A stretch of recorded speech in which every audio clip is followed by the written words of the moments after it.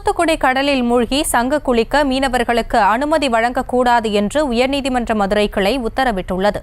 இதுகுறித்த கூடுதல் விவரங்களோடு இணைகிறார் எமது செய்தியாளர் நாகேந்திரன். வணக்கம். விரிவான விவரங்கள்.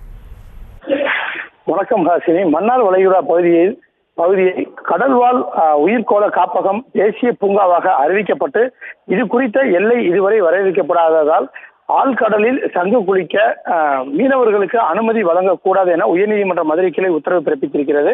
தூத்துக்குடி நாட்டுப்படகு ஏரல் மீன்பிடி தொழிலாளி நலச்சங்க செயலாளர் ஜான்சன் உயர்நீதிமன்ற மதுரை கிளையில் தாக்கல் செய்த மனுவில் ராமேஸ்வரம் முதல் கன்னியாகுமரி வரை 350 கிலோமீட்டர் கடல் பரப்பில் 10,500 சதுர கிலோமீட்டர் பரப்பளவை மன்னார் வளைகுடா கடல்வாழ் உயிர்கோள காப்பகமாக மத்திய அரசு கடந்த 1989ஆம் ஆண்டு அறிவித்தது. இப்பகுதியில் 4223 கடல்வாழ் தாவரங்கள் மற்றும் விலங்கினங்கள் இருப்பதாக கண்டறியப்பட்டுள்ளது.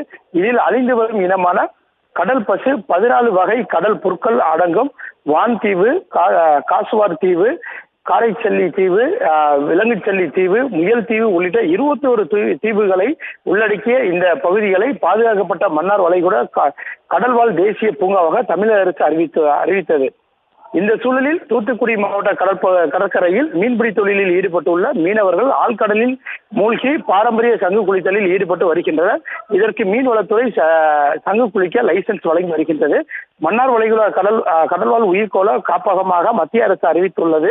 எனவே இந்த உயிர்கோள காப்பகமாக அறிவிக்கப்பட்ட பிறகும் சங்கு குளிக்க அனுமதி வழங்கி உரிமம் கொடுப்பதால் அரிய கடல்வாழ் உயிரினங்கள் பாதிக்கப்படுகின்றது. எனவே மன்னார் வளைகுடா பகுதியை கடல்வாழ் உயிர்கோள காப்பகமாக அறிவித்து உள்ளதால் ஆழ்கடலில் சங்கு குளிக்க அனுமதி வழங்க உரிமம் கொடுக்க கூடாது என உத்தரவிட வேண்டும் என அந்த மனுவில் கூறியிருந்தது. இந்த மனு நீதிபதி கிருஷ்ணகுமார், விஜயகுமார் ஆகியோர் அந்த அமர்வு முன்பு விசாரணைக்கு வந்தது. அப்போது இரு தரப்பு வாதங்களையும் கேட்டறிந்த நீதிபதி பிறப்பித்த உத்தரவில் மன்னார் வளைகுடா பகுதியை கடல்வாழ் உயிர்கோள காப்பகம் தேசிய பூங்காவாக அறிவிக்கப்பட்டுள்ளது.